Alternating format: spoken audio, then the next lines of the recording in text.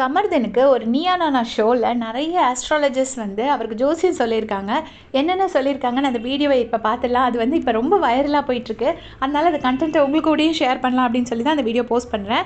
First என்னென்னா, முதல்ல வந்து அந்த ஒரு பலூன் மாதிரி வச்சுருக்காங்க. அதில் சிம்மராசி அடிக்கிறாங்க. அவர் சிம்மராசி போல் இருக்குது. அப்போ வந்து ஃபஸ்ட்டு சிம்மராசிக்கு அஷ்டம சனி நடக்குது, அதனால எல்லா விஷயத்துலையும் ரொம்ப கேர்ஃபுல்லாக இருக்கணும்னு ஒருத்தர் சொல்கிறாரு. அடுத்ததாக ஒருத்தர் சிக்ஸராக அடிக்கிறாரு. வேலையில் இழப்பு, அதுக்கப்புறம் ஃப்ரெண்ட்ஸுங்க கூட சண்டை, கெட்ட செயற்கையால் ஏமாற்றம், இழப்பு. அதை கேட்டுட்டு கோபிநாத் அண்ணா சொல்கிறாரு, நீயே குழி தோண்டி படுத்துக்கப்பா அப்படின்னு சொல்கிறாரு. கமர்தன் பாவம் அப்படி ஷாக்காகி முழிச்சிட்ருக்காரு. அடுத்து ஒருத்தர் சொல்கிறாரு, சில அவமானங்கள் கிடைக்கும், அப்புறம் யாருக்கிட்டையாச்சும் பழகும்போது வார்த்தை பிரயோகங்களை பார்த்து பேசணும், தப்பான வார்த்தை பேசக்கூடாதுன்னு சொல்கிறாரு. முக்கியமாக லவ் மட்டும் பண்ணவே கூடாது அப்படின்னு சொல்கிறாரு. அடுத்து ஒருத்தர் சொல்கிறாரு, ஒரே ஒரு விஷயம் நீங்கள் ரொம்ப கேர்ஃபுல்லாக இருக்க வேண்டியது என்ன விஷயம் அப்படின்னு பார்த்தீங்கன்னா, சுய ஒழுக்கம் அண்ட் சுய கட்டுப்பாடு. இது ரெண்டுலேயும் நீங்கள் ரொம்ப ரொம்ப கேர்ஃபுல்லாக இருக்கணும் அப்படிங்கிறாங்க. கமர்தன் கேட்டுட்டு நல்லா சிரிக்கிறாரு.